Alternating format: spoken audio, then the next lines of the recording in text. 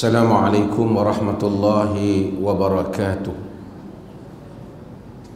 Innal hamdalillah nahmaduhu wa nasta'inuhu wa nastaghfiruh wa na'udzu billahi min shururi anfusina wa min sayyiati a'malina. May yahdihillahu fala mudilla lahu wa may yudlil fala hadiya lahu. Asyhadu an la ilaha illallah wahdahu la syarika lah wa asyhadu anna Muhammadan abduhu wa rasuluh, amma ba'd. Hadirin mukminin dan mukminat yang dirahmati Allah sekalian, alhamdulillah kita sambung semula kuliah kita ni. Minggu lepas patut ada, tapi oleh kerana tengok COVID tu macam tinggi sikit, jadi masa dia bertanya tu awal COVID menyerang, disebabkan ramai orang menyemberang, maka COVID pun menyerang. Maka kita pun hadapi satu suasana di mana COVID tambah tinggi di dalam negara kita. Berapa hari ni COVID? Hari ni berapa? Tak tengok lah. Kita diperlihkan tak ada. Kalau kita baca sejarah manusia, sejarah kematian manusia, antara wabak dan pertarungan sesama manusia disebabkan kerana kehendak untuk memperolehi kuasa. Pertarungan antara manusia disebabkan kehendak untuk memperoleh kuasa, lebih banyak lagi orang mati. Peperangan banyak membunuh. Kebanyakan peperangan berlaku kerana kehendak pemimpin-pemimpin dalam menentukan pengaruh kuasa mereka. Penjajahan banyak berlaku. Sebab itu ini adalah merupakan pengajaran Allah Subhanahu wa taala kepada manusia, bahawasanya pertelengkahan di kalangan manusia telah menumpahkan darah. Sebab itu agama ni dia mewajibkan nasbul imam, mewajibkan melantik pemerintah, tetapi dia tidak menyuruh, bahkan dia melarang semua orang pergi terlibat dalam pergi merebut benda tu. Dan kita lihat semualah, bukan kira parti apa pun sama. Semua orang pakat pergi. Dah tahu di Sabah tu masalah, pakat pergi juga. Kita pun heran pasal apa semua pakat pergi. Sebahagian yang pergi tu kita tengok di tempat sendiri pun tak terkenal pun, nak pergi kempen di sana apa. Kalau orang sendiri pun tak kenal, orang sana nak pergi macam mana? Pergi juga, balik mai buat balik COVID dekat kita.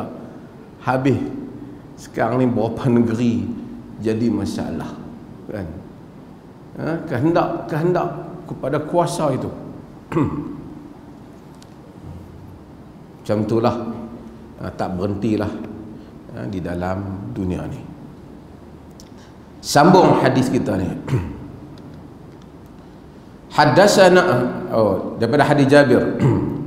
Wa hadis wa an Jabir anna Rasulullah sallallahu alaihi wasallam qala li Bilal idza adzanta fatarassal wa idza aqamta fahdur waj'al baina adzanika wa iqamatika miqdara ma yafruqul akilu min aklihi.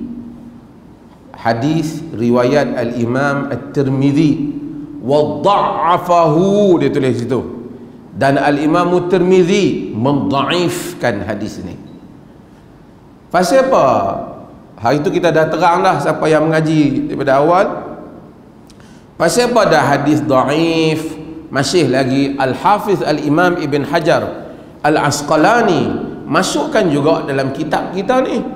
Sedangkan Al-Hafidh Ibn Hajar Al-Asqalani alim hadis besar, tahu selok belok hadis, dia masukkan kerana kitab dia ini ialah dia nak menghimpunkan min adillatil ahkam, dalil-dalil yang digunakan oleh para fuqaha di dalam menentukan hukum hakam. Sebahagian dalil-dalil itu mereka gunakan dalil yang dhaif. Di atas sebahagiannya disebabkan sangkaan mereka tidak dhaif, ataupun hadis itu berselisih para ulama tentang dhaif ataupun hasan kedudukannya, ataupun hadis itu memang dhaif tetapi isi kandungannya itu nampaknya sesuai dengan maksud yang lain daripada hadis-hadis yang lain, maka mereka masukkan. Balik kepada hadis kita ni, hadis ni pasal apa dia dhaif? Sebelum nak baca makna dia, pasal apa dia dhaif? Hadis ini dia dhaif sebab di dalamnya ada satu orang bernama Abdul Mun'im. Abdul Mun'im ini dia bin Nu'aim Al-Aswari, dia panggil sahibus siqa. Abdul Mun'im ni dia dihukum sebagai satu orang yang dhaif, dia dhaif. Abdul Mun'im sebab apa dia dhaif? Dia dihukum sebagai majhul, dia tidak dikenali dalam latar dia itu tidak dikenali. Kerana hadis ni sebelum dia nak sampai ni, bagi yang duk mengaji selalu dia fahamlah. Hadis riwayat Al-Imam Tirmizi. Ni bagi yang first tengok kuliah kita ni. Imam Tirmizi tu dia tak jumpa Nabi sallallahu alaihi wasallam. Macam mana dia tahu hadis ni daripada Nabi? Dia datang, dia mesti ambil melalui jalur guru. Jalur guru kepada guru kepada guru sehingga kepadanya itu dinamakan dengan sanad. Sanad. Contohnya macam hadis ni. Kalau kita rujuk kepada Sunan At-Tirmizi, Imam Tirmizi bila dia nak mari hadis ni, dia kata apa? Dia kata Tirmizi, haddatsana Ahmad ibnul Hasan, cerita kepada kami, yakni menghadiskan kepada kami Ahmad bin Hasan. Qala, kata Ahmad bin Hasan tu, haddatsana Al-Mu'alla bin Asad, telah menghadiskan kepada kami Al-Mu'alla bin Asad. Mu'alla bin Asad tu, maksudnya Mu'alla bin Asad tu guru pada siapa? Guru kepada guru Imam Tirmizi. Mu'alla bin Asad tu, kata Mu'alla bin Asad, haddatsana Abdul Mun'im wa huwa sahibus siqa, telah menceritakan kepada kami, menghadiskan kepada kami Abdul Mun'im. Dia sebut Abdul Mun'im dia. Ulama hadis cari nama dia, Abdul Mun'im bin Nu'aim Al-Aswari nama dia. Abu Sa'id sahibus siqa, sahibus siqa. Kena check nama dia, nak pergi cari dalam kitab hadis ni. Pasal nama ni kadang-kadang hampir sama, lebih kurang. Kena trace dia ni yang mana satu. Bila trace dia, didapati Abu Mun'im ini, dia kata Abdul Mun'im, qala haddatsana Yahya bin Muslim, telah menceritakan kepada kami Yahya bin Muslim. Abdul Mun'im inilah jadi masalah, dan Yahya bin Muslim juga dianggap majhul. Dengan rawi yang bermasalah ni, maksudnya rawi itu bukan kadang-kadang mesti bohong. Kadang-kadang rawi itu tak diketahui latar dia. Dia ni siapa? Boleh percaya tak boleh percaya? Maklumat tak cukup tentang dia. Kadang-kadang nama ada, maklumat tak ada. Dia ada pula pembahagian. Tak tahu, dia panggil majhul, majhulul hal, majhulul ain. Tak tahu latar belakang dia. Tak tahu dia tu sendiri siapa. Nama ada. Jadi dia ikut itu semua, ulama hadis buat kesimpulan hadis ni dhaif pasal rawi. Okey, bila hadis dhaif, dia tak boleh dijadikan hujah dalam masalah ni. Kalau dia dhaif, dia boleh mai ikut jalan lain, dia mai ikut jalan lain. Misalnya Abu Daud riwayat pula, dia mai ikut guru lain, tak payah hak nama dhaif tu. Yang dhaif tu tak payah melalui guru tu, ada guru lain, hadis boleh diangkat. Ini banyak cara dah. Sebab nak cerita umum lah, ini banyak lah dalam ilmu hadis ni, kena pergi mengaji panjang lah. Tapi itu secara umum nak bagi tahu. Sebab apa kata hadis ni daripada siapa? Daripada Jabir bin Abdullah. Jabir bin Abdullah. Kalau orang tak faham ilmu hadis, takkan Jabir cakap tak betul. Bukan masalah Jabir, masalah daripada Tirmizi kepada Jabir kepada Nabi itu betul ke rangkaian itu sampai seperti mana Nabi kata. Kadang-kadang dia boleh jadi masalah, Nabi tak kata, dia sampai kata Nabi kata. Kadang-kadang rawi itu bukan pembohong, rawi itu tak apa ingat, lain yang Nabi kata, lain yang dia habaq. Macam mana nak tahu? Tahu melalui riwayat-riwayat dia yang lain, yang dia riwayat lain yang orang lain dengar, lain yang dia pihak bang. Pasal bila dalam misalnya dalam majlis kita macam ni, kalaulah diandaikan zaman dulu majlis hadis, 5 orang anak murid riwayat macam lain, seorang anak murid riwayat balik cerita macam lain.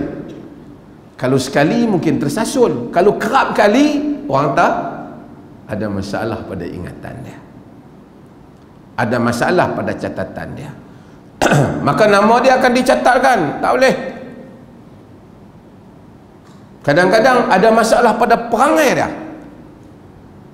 kadang-kadang dia sembang bohong, tak adalah bukti dia bohong hadis Nabi, tapi sembang kuat temberang, kita tak pakai juga dia.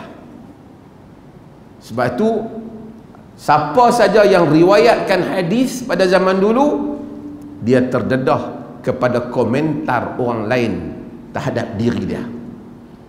Bukan kerana mereka nak mengumpat dia, kerana mereka bimbang, sagi Nabi kata macam lain, dia habaq macam lain. Jadi ini panjang bab ini. Kata ulama hadis, ijlis ma'ana naghtab fillah, duduk bersama kami, kita mengumpat kerana Allah. Bukan mengumpat nak pergi cerita keburukan peribadi dia, nak cerita tentang dia dan periwayatan hadis. Kalau mereka tak buat macam tu, habislah hadis-hadis yang kita terima ni.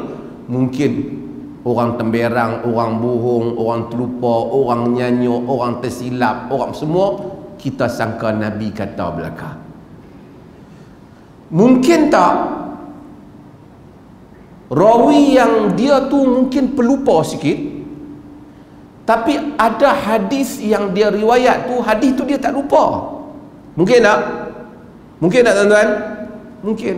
Kita ada satu orang kuat lupa, tapi satu hari dia habaq berita kat kita, dia tak silap berita tu, tang tu dia tak lupa. Mungkin tak? Mungkin. Jadi ada hadis yang kemungkinan rawi itu hadis itu dihukum lemah kerana rawi ada sedikit masalah ingatan ataupun masalah dhabit. Dia bagi rawi ada masalah dhabit,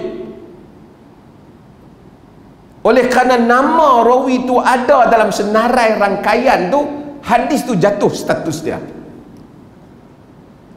Tapi tidaklah mustahil, mungkin hadis lain 2-3 tempat yang dia lupa tu, tang ni dia tak lupa.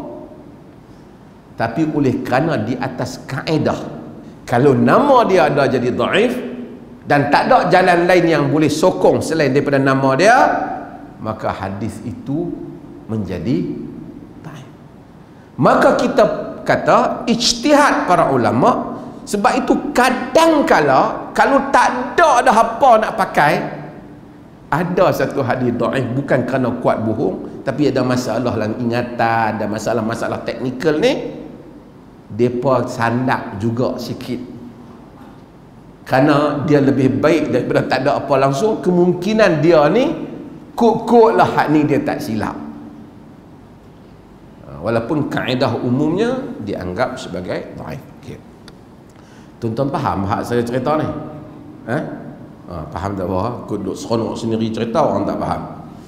Okey. Kan? Pasal law ni bukan senang nak faham. Orang cakap kita tak faham. Ada orang dia kata macam tu, kita pipi jadi macam lain. Kemarin dia kata macam lain, hari ni dia kata macam lain. Tapi kita nak faham hadis, rawi hadis, lebih senang daripada nak faham orang politik. Itu ya. Susah nak faham. Ilmu tinggi pun belum tentu faham. Berapa puluh tahun dulu dia lawan habis-habisan, hancur negara dia lawan. Penduduk kawan, fanatik kawan ni, nak jatuh kawan ni, hukum kawan ni dengan segala perkataan di laut dan di daratan, di kutuk kawan tu. Yang ni pun sama. Lepas tu dia pun berkawan. Yang kat bawah ni bertumbuk tak sangka dah. Berkawan, berpakat. Lepas tu berpisah pula. Pakat dengan kawan lain pula, nak penjatuh kawan tu pula. Lepas tu pakat yang kawan dia penjatuh tu, nak penjatuh kawan lain pula. Kita pening. Ahli hadis kalau hidup pun pening. Yang ni tak ada dalam calculation. Ilmu hisab hadis tak mampu dicapai. Pening.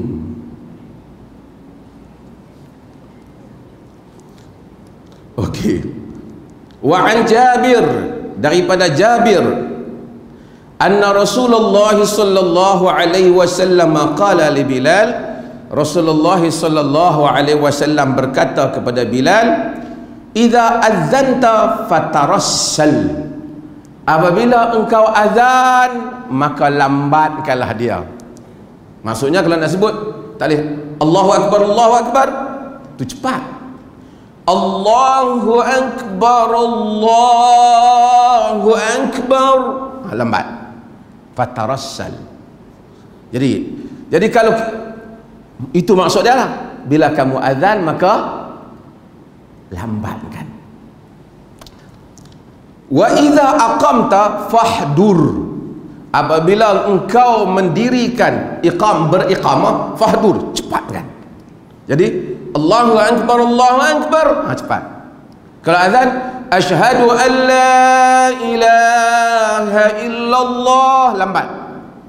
Kalau iqamat, asyhadu an la ilaha illallah, cepat. Itu maksud dia. Maksud dia.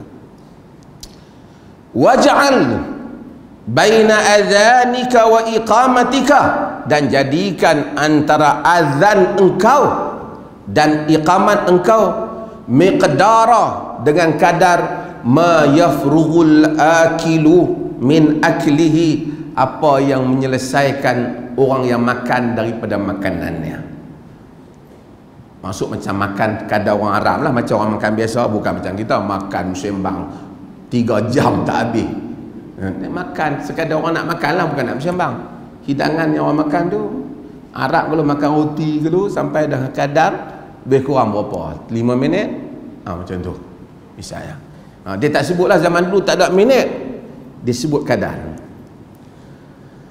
Hadis ni macam saya sebut tadi, dari segi sanad dia ada masalah.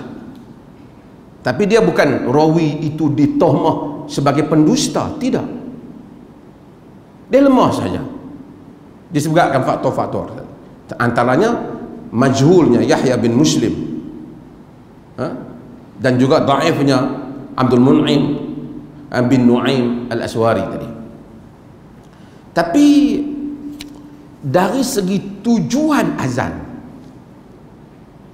kalau azan tu cepat, Allahu akbar, Allahu akbar, macam iqamat, tak, azan ni i'lam. Azan ini apa? Mengistiharkan, memaklumkan. Maka betul dari segi makna tu betul. Bila kita nak panggil, datang tuan-tuan, datang sini, tuan-tuan datang sini, takkan macam tu kan. Kalau kita nak panggil orang dalam hidup pun, tuan-tuan datang sini, tuan-tuan sila datang ke depan. Macam itulah. Baru i'lam. Kalau cepat, kerana bila dia lambat, lama masa untuk orang mendengar. Walaupun hadis ini dhaif, tetapi ia diamalkan. Itu cerita dah. Tidak kerana ada atas asas hadis itu dhaif saja, tetapi kerana secocok dengan tujuan azan. Sementara iqamah, kerana iqamah memang tujuan dia untuk satu orang berdiri, dah berdiri untuk mendirikan salat. Dan pemakluman iqamah itu untuk orang yang sudah hadir setelah mendengar azan untuk mendirikan salat di dalam masjid. Maka Nabi kata fahdur. Riwayat dhaif lah, dalam riwayat hadis ini dia kata fahdur, maka engkau bersegeralah. Jadi hadis ini telah diamalkan oleh seluruh umat Islam. Bukan di atas dasar hujah. Kalau nak hujah tak boleh hujah, dia dhaif. Tapi di atas dasar ia benar dari segi tujuan azan, dan ia adalah sesuatu yang praktikal. Di samping dah tak ada hadis lain dah. Dia tak ada hadis lain dah. Azan tu juga dia tak ubah. Cuma nak lambat dengan nak cepat ni, nak pilih yang mana. Maka dengan itu hadis ini diamalkan. Maka para ulama, Al-Hafidh bin Hajar, dia buat masuk hadis ni ke dalam. Okey, faham tak? Tadi kita dah buat dah lah, tapi kadar dia apa? Kadar dia kata, dia maksudnya dia suruh tunggu. Maksud antara iqamat dan antara azan dan iqamah, bagi tunggu makan. Kita nak tunggu tak kalah lepas iqamat, ada hadis doa ni kita pergi makan dalam belakang masjid ni. Bukan maksud itu. Bukan maksud itu. Maksudnya ialah kadar dia nak bagi faham. Kadar lain nak faham je 2 rakaat solat. Ataupun kita lepas azan subuh, kita tahu nak mai orang kampung kita ni jauh, lintas jalan pula, kadang-kadang Zuhur kereta banyak, terpulang kepada pengurusan masjid, dia boleh letak 10 minit, dia boleh letak 15 minit. Hadis khas, hadis yang tetap tak ada yang ni saja. Kalau sekiranya satu tempat tu lepas azan iqamat terus dan terus mendirikan salat, boleh ataupun tidak? Boleh. Tetapi kalau ada salat antara azan dan iqamah, telah tertinggallah fadilat dan kelebihan. Tapi ia bukan satu kemungkaran. Tak boleh kata mungkar masjid tu, tak mungkar. Mungkin contohnya sebahagian tempat kita juga kadang-kadang oleh kerana dah ada kuliah, lepas kita azan terus kita qamat, tak ada ruang orang solat. Mungkin orang nak solat, kita dia tak ada peluang. Tapi kalau itulah pilihan pentadbiran masjid, kita tak kata apa. Habis itu kami yang nak solat, bolehlah mereka itu solat selepas daripada itu. Boleh juga dia niatkan dengan maksud solat yang sebelum itu, seperti mana yang Nabi SAW qada sebahagian daripada solat rawatib. Okey. Wa an Abi Hurairah radhiyallahu anhu anna Nabiy sallallahu alaihi wasallam qala la yu'adhdhinu illa mutawaddi'un.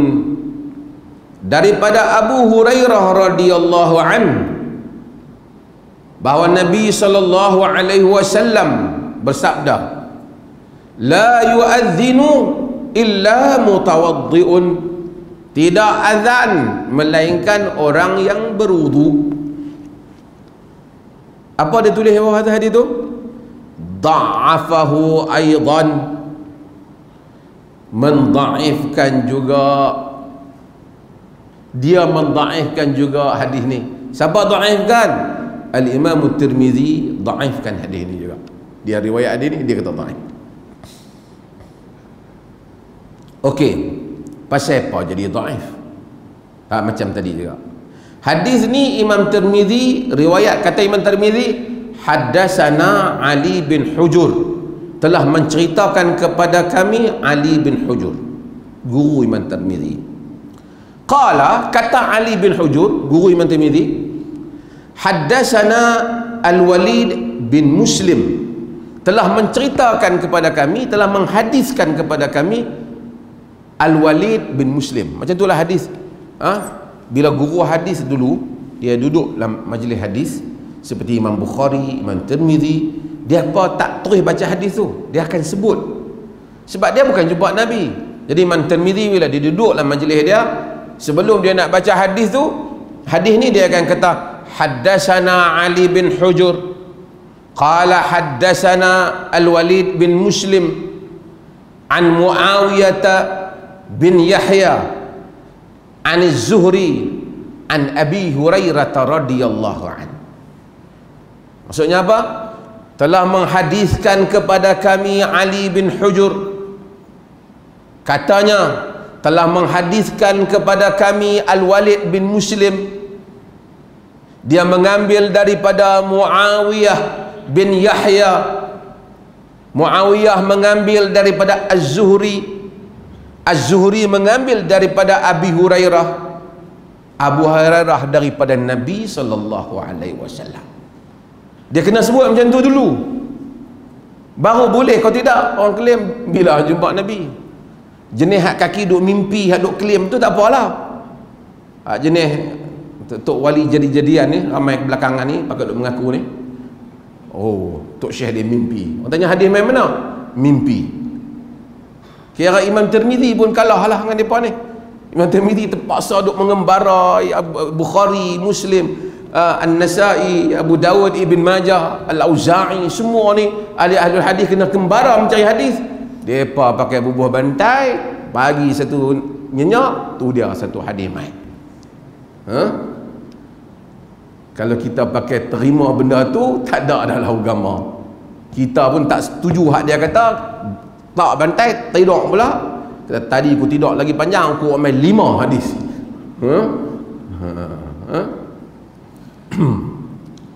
Sebab itulah ni hak kecenderungan nak sufi ni berpada-pada. Nak kerohanian boleh, tapi tak boleh sehingga melanggar batasan-batasan ini. Ni ada apa semua ni, kadang-kadang tarikat-tarikat ni nak bentang pada kerajaan, tarikat lah muktabar, tak muktabar lah. Kemudian ada mari hadis-hadis yang melalui mimpi ni. Kalau semua orang boleh dakwa melalui mimpi, tak payahlah agama. Kita hadis kita buat sebelah, kita pakai tidur, bagi satu pil tidur bagus punya, kita buat mai 20 hadis kat tu malam. Al-Imam Tirmizi dia riwayatkan hadis ini daripada Ali bin Hujur. Ali bin Hujur meriwayatkannya daripada Al-Walid bin Muslim. Al-Walid meriwayatkan hadis ini daripada Muawiyah bin Yahya, daripada Az-Zuhri, daripada Abu Hurairah. Pasal apa hadis ni dhaif? Hadis ni dhaif yang pertama, tadi ada nama Muawiyah bin Yahya. Muawiyah bin Yahya As-Sadafi ni dhaif. Satu. Yang kedua, dia dhaif sebab Az-Zuhri ya, rawi hadis ni, dia kata Az-Zuhri ni imam besar. Az-Zuhri bin Syihab Az-Zuhri, imam, anak murid, alim, ulama Islam. Tapi dia kata dia ambil daripada Abu Hurairah. Rekod ulama-ulama hadis dari segi menunjukkan Az-Zuhri tidak pernah berjumpa dengan Abu Hurairah. Az-Zuhri tidak pernah berjumpa dengan Abu Hurairah. Oleh kerana Az-Zuhri tidak pernah berjumpa Abu Hurairah, kalau kita kata apa? Kalau orang, maka oleh kerana Az-Zuhri, maka hadis itu inqita', dia panggil terputus. Maksudnya dia begini, saya tidak pernah berjumpa dengan guru A, tiba-tiba saya kata daripada guru si Ahmad, sedangkan rekod saya tak pernah jumpa dia. Tak pernah jumpa tu ada rupa sebab. Kadang-kadang zaman berbeza. Mungkin dia ni lahir, dia ni masih kecil, tak mungkin, tak logik. Kadang-kala kerana mungkin dia ni berada di Kufah, dia ni berada di Khurasan, tidak ada rekod orang ni pernah pergi ke Kufah, tidak ada rekod orang tu pernah mai ke Khurasan, ataupun tak ada rekod orang tu pernah pergi ke satu tempat yang mereka dua-dua pergi jumpa di tempat tu. Tak ada rekod. Bila tak ada rekod, tak ada pembuktian, tak ada khabar daripada anak murid, maka dikatakan tak berlaku pertemuan.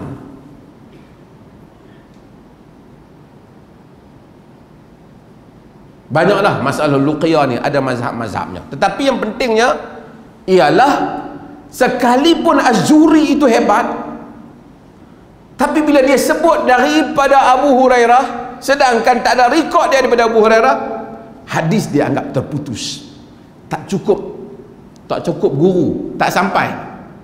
Kena ada orang tengah tu orang baru sampai. Melainkan kalau dia sebut satu orang, ada dalam riwayat yang lain, riwayat Abu Syekh, dia kata daripada Sa'id bin Musayyib, daripada Abu Hurairah. Bila Sa'id bin Musayyib, maksud Zuhri jumpa Sa'id, betul, dia memang dia jumpa. Sa'id ni menantu Abu Hurairah, dia ambil daripada Abu Hurairah. Okey, kalau tak, kita kata dia tak cukup nombor, tak cukup angka, jadi tak sah, kan?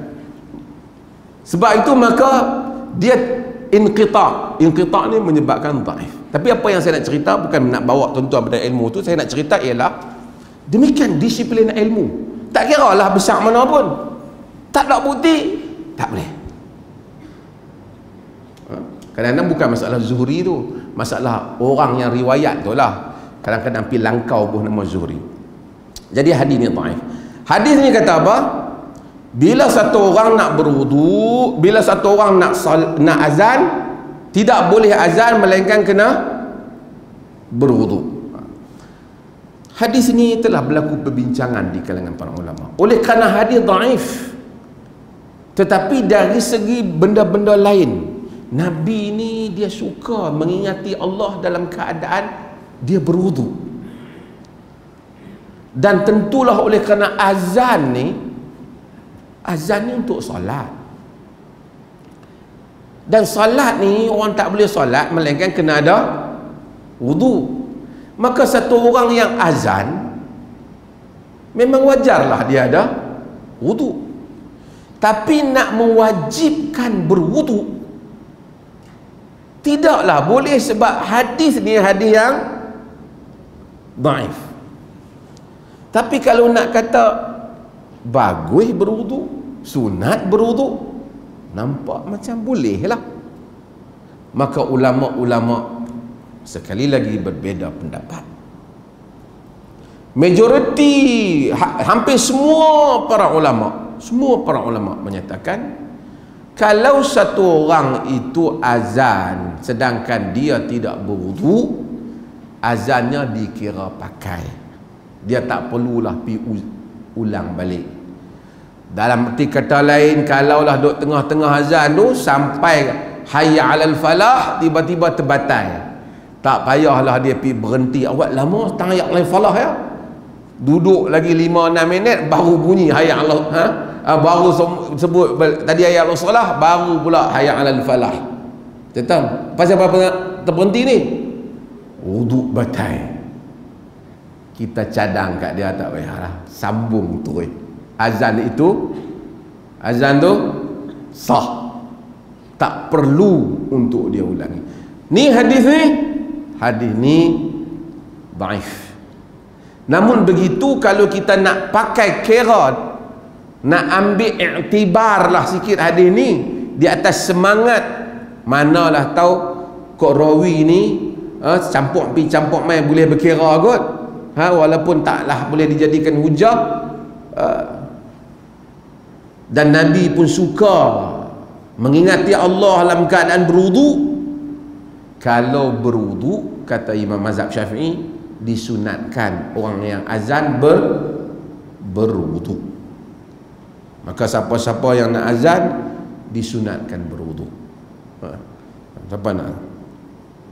Kemudian ulama-ulama khilaf tentang masalah apabila satu orang azan, satu orang yang iqamat tak ada wudu. Macam mana tu sampai nak sembahyang dia tak ada wudu lagi tu? Takut jemaah duk komplain, punting jadi muazzin banyak hari sangat dah, keluar mai juga walaupun tak berwudu, terus pergi qamat, lepas qamat pergi ambil wudu. Hal ini khilaf di kalangan ulama. Ada yang menyatakan bahawasanya kena iqamat lain, tetapi oleh kerana tak ada apa-apa hadis dalam hal ni, mungkin paling ni nak kata makruh ataupun seumpamanya. Namun iqamat dia dipakai, orang boleh solat, dan kemudian dia nak solat mestilah wajib berwudu. Ni dua hadis yang dhaif tetapi dibincangkan oleh para ulama. Wallahu taala a'lam. Ada soalan?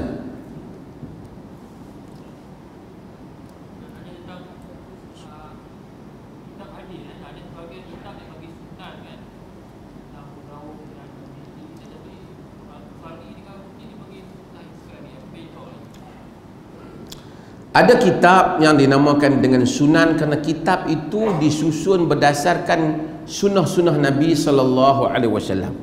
Dia disusun berdasarkan pada bab. Maka kita akan tengok bab sekian, bab sekian, bab sekian. Seperti yang tengok dalam Al-Tirmidzi yang kita sebut, Abu Dawud, hatta Al-Bukhari, Al-Jami' As-Sahih. Ini sama semua daripada as-sunnah, daripada sunnah Nabi SAW, yakni dia ikut tajuk-tajuk yang menzahirkan apakah yang merupakan amalan, perbuatan, perkataan Nabi di dalam bab-bab daripada isu akidah, tapi khususnya di dalam perkara-perkara yang membabitkan hukum hakam. Sebab tu kita panggil as-sunan sittah, sunan yang 6. Ada kitab yang disebut dengan musnad, musnad Ahmad, musnad Abi Ya'la dan seumpamanya. Musnad ini Baqi bin Makhlad. Musnad ini ialah kerana hadis-hadis itu disusun berdasarkan kepada nama rawi. Dia tak ada bab. Dia hadis Aisyah, hadis Abu Hurairah. Jadi tu dia nama musnad, yakni sanad, daripada perkataan sanad. Dan itu semua berlaku dengan cara dan gaya para ulama yang menghimpunkan hadis-hadis itu.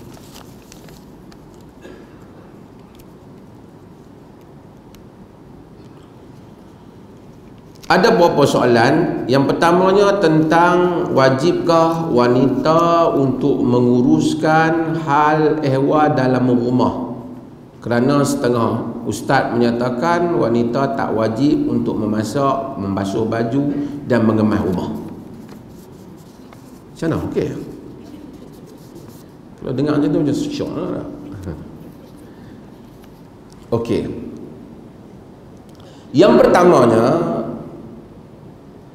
jumhur para ulama, majoriti para ulama memang menyatakan isteri tidak wajib untuk memasak, tidak wajib untuk membasuh baju suami, tidak wajib untuk apa lagi? Mengemas rumah. Tu dengar tu kita pakai kaul jumhur malam ni. Dah memanglah dari segi faktanya kitab-kitab mazhab yang dulu memang kata demikian.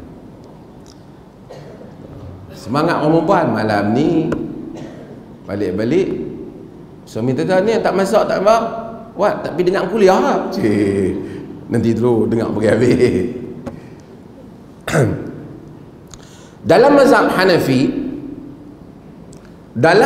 Hanafi dia kata kalau suami buat balik lauk kan, buat balik tepung, suruh isteri masak, isteri tak mau masak, suami tak boleh paksa dan tidak dianggap bersalah isteri. Suami kena menyediakan makanan yang telah boleh dimakan, yang boleh dimakan. Maksudnya kena beli makanan kedai kot. kitab-kitab ni ditulis pada zaman dulu ni. Tuan-tuan, ramai orang terutama orang barat apa kan, mereka mungkin tak faham, mereka duk lihat macam Islam ni tindas yang perempuan ni. Tapi kalau mereka baca keseluruhan qaul ulama tu, ada bab yang begitu isteri ni macam puteri gunung ledang lah duduk di rumah ni kan. Dia kata kalau dia buat balik lauk ke buat balik apa, dia tak boleh paksa dia. Dia suka dia masak, dia tak suka tak boleh kata apa. Cuma mereka kata mazhab, dalam mazhab Hanafi dia ada kata dia secara dianatan, secara agama dia kena buat. Secara qadaan, secara undang-undang qadi dia tak kena. Maksudnya apa? Maksudnya kalaulah suami pi dakwa ke mahkamah, isteri saya ni nusyus kerana tak masak, tak boleh. Qadi tak boleh buat tindakan. Baju semua tak boleh, dia kata. Dan kalau isteri pula nak tuntut bayaran kepada dia kerana dia masak pun tak boleh. Sebab dari segi agama dia patut buat. Dia mazhab Hanafi ni dia ni sikit. Dalam mazhab Malik, Hanafi apa? Malik kan? Dalam mazhab Malik dia kata laisa min sya'niha al-khidmah. Bukan urusan isteri menguruskan rumah. Kan? Isteri dalam bahasa yang macam kasar sikit ni, kampung sikit, isteri ni kerja layan suami je lah. Boleh lah macam tu? Kalau boleh layan lah kan. Kalau balik pun tengok master pening kita macam mana. Okey, jawab apa? Hatul tepi ke tepi tu. Jawab soalan ni dulu. Dalam mazhab Syafi'i, ni orang Perlis dan juga negeri-negeri lain nak tengok ni kan. Dalam mazhab Syafi'i kata wala yajibu alaiha kaza wa kaza. Tak wajib lah isteri ni masak, tak wajib basuh, tak wajib semua, tak wajib. Ini suami kena sediakan. Nampak macam semua nak kembali pada mazhab Syafi'i. Mazhab jumhur, masak ke basuh ke apa semua tak kena. Mazhab Hanbali ni, mazhab Mekah, Madinah, mazhab Saudi pun macam tu juga. Dia berkata, oh baru kita tahu.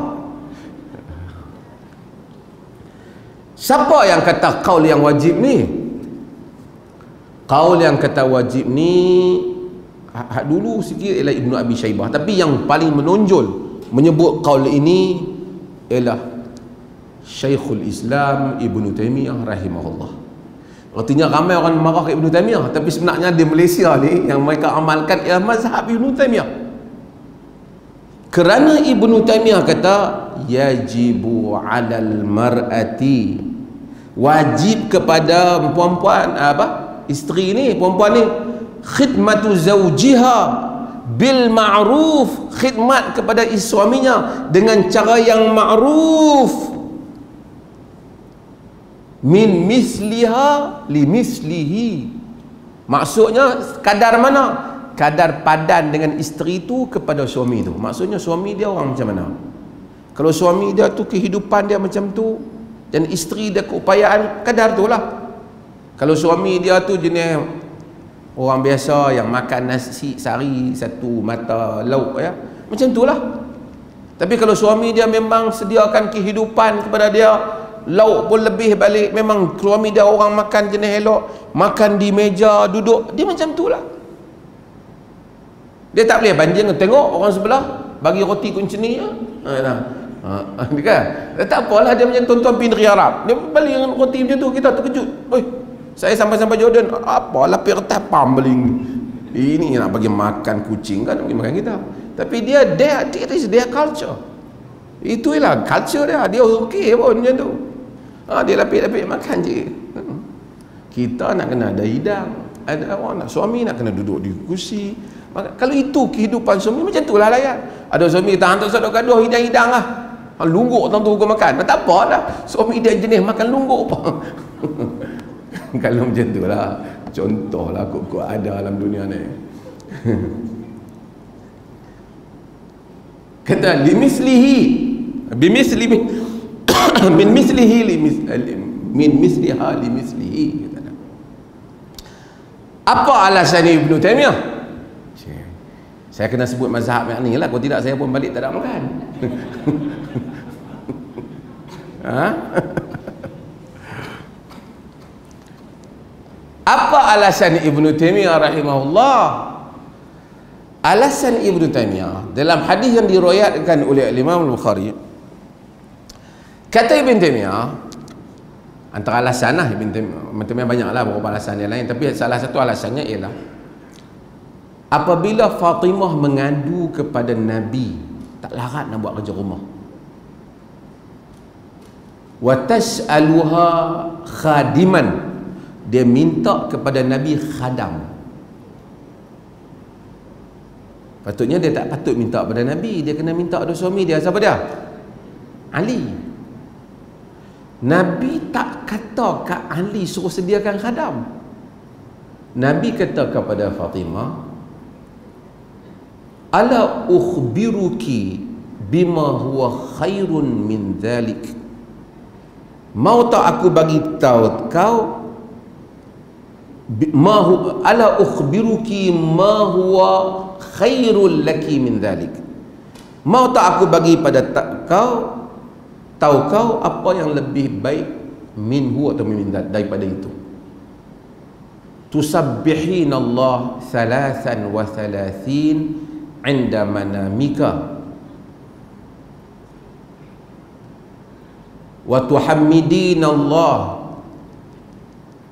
33 wa tukabbirin Allah 34.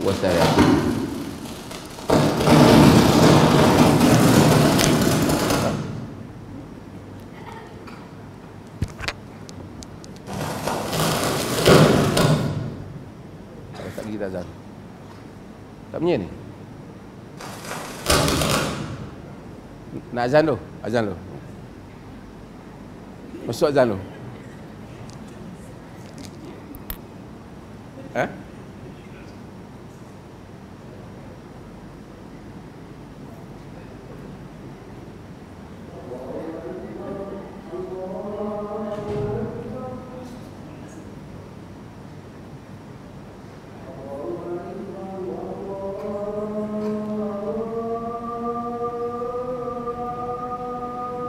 Siapa bunyi? Ada duduk bukan macam mic kot. Ha? Ada duduk bukan macam mic.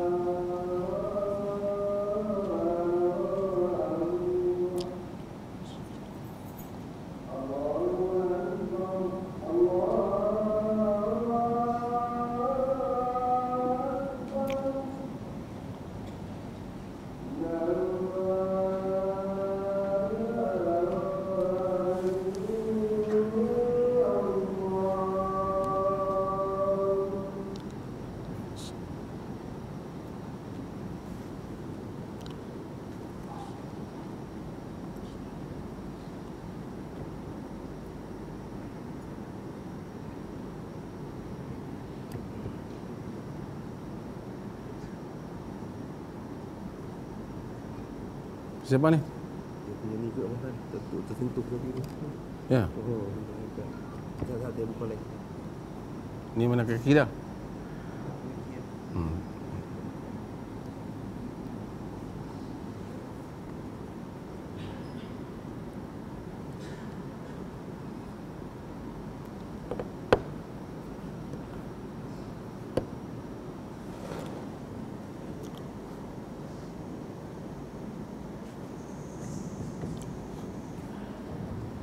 Okey tak apa. Sekejap. Tak mana saya jawab tadi? Mikrofon pun takut dia dengar kata orang perempuan tak kena masak ni.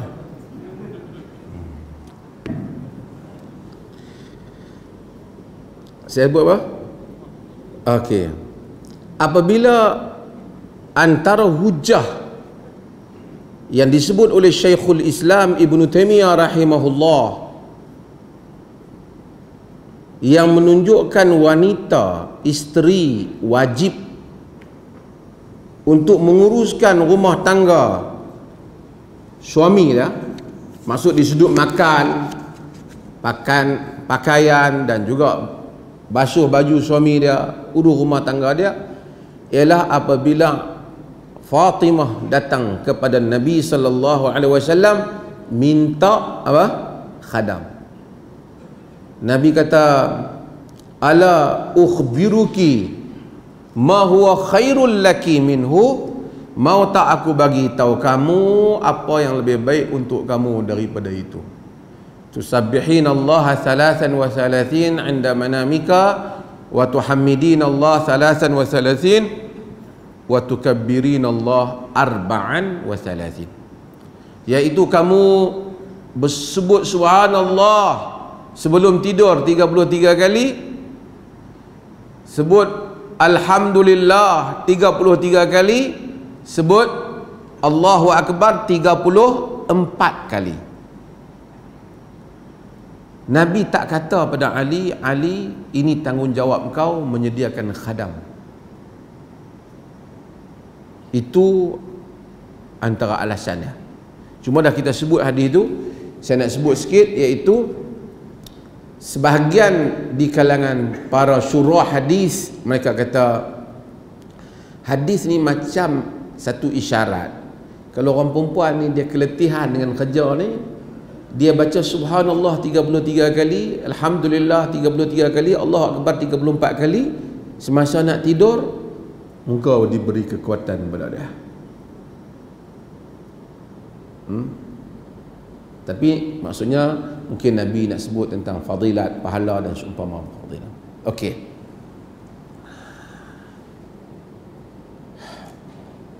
Antara hujah lain yang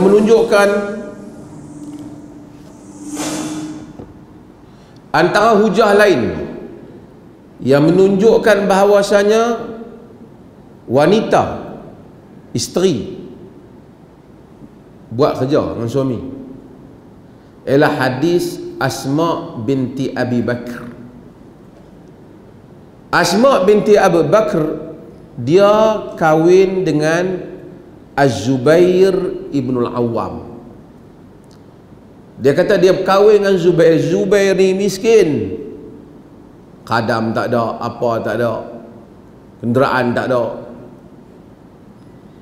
Jadi Nabi satu hari berjalan naik kenderaan dengan sahabat-sahabat Nabi. Nabi tengok Asma ni anak Abu Bakar, saudara perempuan kepada Aisyah. Jadi dengan Nabi tu kira apa? Adik apa? Adik ipar lah. Okey. Asma dia angkat ni nawar, dia angkat biji tamar, duk kerja di ladang Az-Zubair ibn Awwam.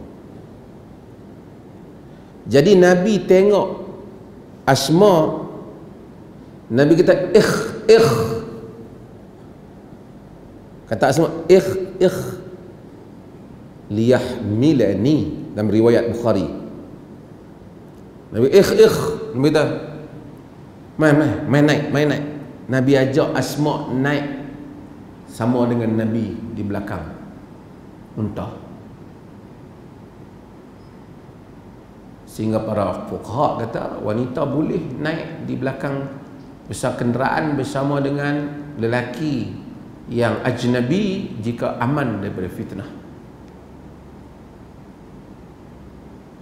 Tapi kata Asma, fastahyaitu,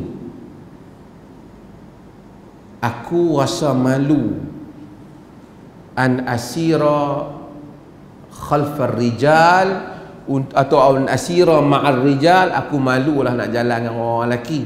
Sebab apa? Nabi sekumpulan ramai, sebab rasa malu. Kemudian kata Asma, wa zakartu Zubaira wa ghiratahu, aku teringat pada Zubair dan cemburu Zubair. Saya ingin bercemburu pula.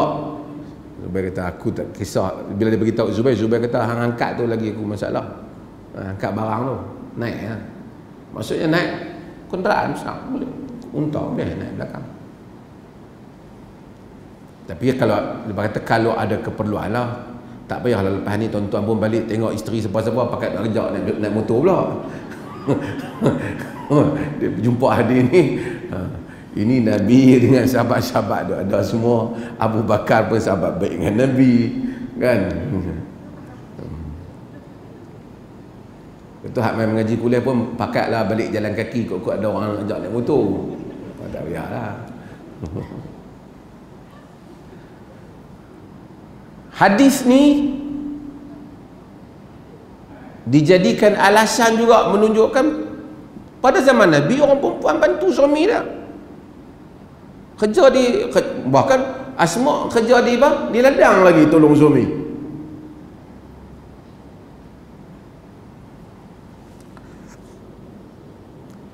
Hadis berikutnya panjang. Pasal nak mempertahankan diri. Kan? Bukan nak tertahan, memang ada alasan lah. Okay. Hadis berikutnya ialah hadis Jabir yang yang tadi hadis kita baca dia kan, Jabir bin Abdullah tadi ni. Hadis kita baca tadi dhaif tadi. Kan, hadis Jabir. Tentang hadis Bilal. Jabir dalam hadis yang sahih yang diriwayatkan oleh Imam Al-Bukhari, Jabir dia kahwin. Nabi ni bila sahabat-sahabat kahwin, Jabir bin Abdullah Al-Ansari. Jangan tahu Nabi tengok Abdul Rahman bin Auf kahwin, Nabi tahu dia tak beritahu, tahu tengok ada kuning-kuning bedak perempuan kahwin.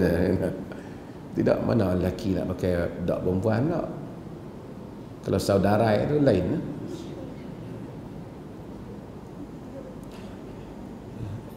Nabi tengok Jabir, Nabi tazawwajta ya Jabir, kau kahwin wahai Jabir.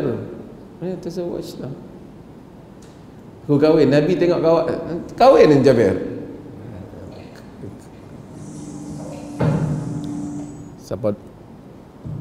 Siapa dalam tu jangan duk main mikrofon.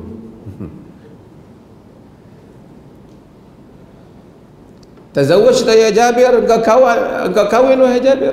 Tazawwajta bikran an sayyiba, anak dara ke janda. Nabi tanya. Saiban ya Rasulullah. Janda ya Rasulullah. Nabi kata ala bil bikr tula'ibuha wa tula'ibuka, tudahikuha wa tudahikuka. Pasal apa tak kahwin dengan anak dara? Dia kata, engkau bermain dengannya, dia bermain denganmu. Engkau menjadikan ia ketawa, ia menjadikan engkau ketawa.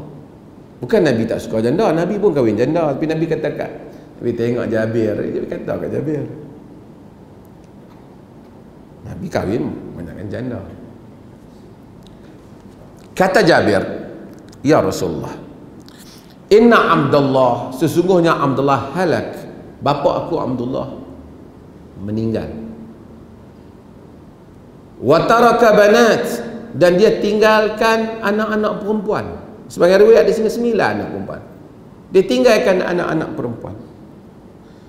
Wa karihtu an aji'ahunna bimislihin, aku tak sukalah bawa satu orang masuk dalam keluarga yang lebih kurang umur mereka. Maksudnya kalau nak kahwin, maka dia kata fatazawwajtu imra'atan taqumu 'alaihinna wa tuslihuhun, maka aku kahwin dengan satu orang perempuan yang boleh urus mereka, boleh baiki mereka. Maksudnya berumur sikitlah. Pasal mungkin adik-adik dia kalau kahwin segagan dengan adik-adik dia, segagan tau, sebaya umur dengan adik-adik dia, susahlah nanti nak menguruskan adik-adik dia. Tujuan dia kahwin tu, dia kata nak supaya masuk dalam family orang yang dapat urus adik-adik perempuan dia. Nabi kata pada dia, barakallahu laka, semoga Allah memberkatimu. Hadis ni menunjukkan Jabir nak suruh isteri dia ni tolong uruskan juga ke rumah tangga dia, maksudnya ada adik-adik dia sekali. Dan Nabi tak kata yang tu bukan kerja dia tu. Maksudnya wanita boleh untuk menguruskan urusan rumah tangga apabila diminta oleh suami. Ini hujah Ibn Taymiyah. Itu mazhab saya lah. Saya nak pakai tu. Macam mana? Tuan-tuan yang mazhab-mazhab yang lain ni kembali pada mazhab tuan-tuan, iaitu isteri tak wajib lah. Kau macam mana? Terutama dalam Malaysia ni, kata jangan pakai pandangan Ibn Taymiyah ni. Hak mana kata tu, mereka tak boleh lah. Mereka tak boleh lah suruh isteri duduk masak. Mereka tak boleh lah suruh isteri cuci. Marah dia pendengar. Tapi sebenarnya itu adalah pandangan Ibn Taymiyah. Dari segi pelaksanaan masyarakat pun menunjukkan, telah diamalkan dalam masyarakat kita ni pun, memanglah wanita bekerja untuk rumah. Dan ini uruf yang diterima. Melainkan suami tu menikah bagi isteri tu jadi macam hamba abdi, tu tak boleh lah. Dia duduk saja, duduk kira tidur, bangkit pukul berapa, isteri dia pula duk kena pergi kerja. Yang tu bukan suami lah. Ada orang kadang-kadang dia hantar soal, suami saya tak mau kerja, isap rokok, duduk di rumah, saya yang nak kena duduk pergi meniaga. Macam mana pandangan dia? Saya hantar mesej balik kadang-kadang kat mereka, senang lah. Saya kata tak layak menjadi suami.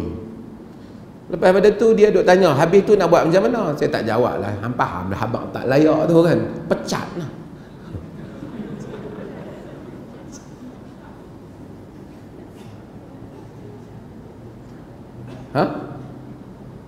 Takkan ar-rijalu qawwamuna 'alan nisa bima faddala Allahu ba'dahum 'ala ba'd wa bima anfaqu min amwalihim. Lelaki itu qawwam, menguruskan wanita, nisa di atas kelebihan yang Allah bagi. Maksudnya kelebihan tubuh. Penyamun main rumah malam-malam, suami lah pi. Takkan suami kita, hampir dah aku takut. Apa suami macam tu? Dengar bunyi tengah malam, isteri dia yang keluar, pi lah, abang takut lah. Kalau macam tu, tak payah suruh dia pakai kematik ya.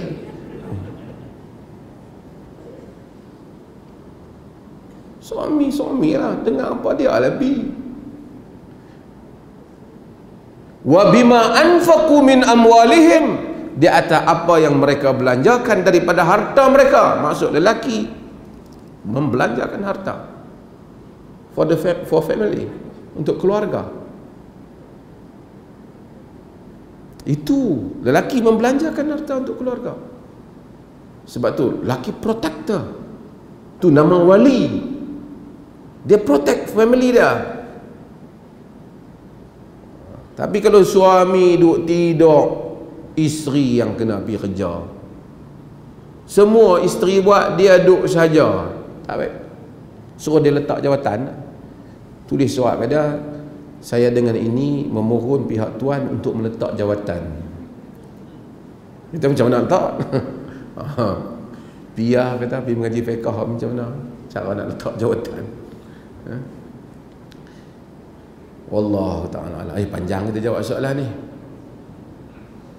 InsyaAllah minggu depan kita jawab lagi soalan-soalan yang lain insyaAllah. Wa sallallahu ala nabiyyina Muhammad walhamdulillahi rabbil alamin.